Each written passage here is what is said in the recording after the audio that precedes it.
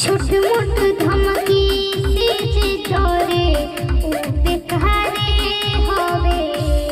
छोट मोट धमकी से डरे ऊ बेकारे हवे। बिना सोचले जे गोली कहाके ऊ रंगदारे हवे।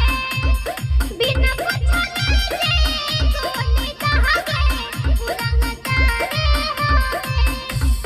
शेर लिख के हूँ नहीं के जा सब सियारे आवे। शेर लिख के हूँ नहीं के जा सब सियारे आवे।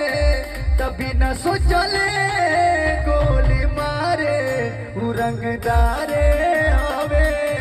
तभी न सोचले जे गोली मारे ऊ रंगदारे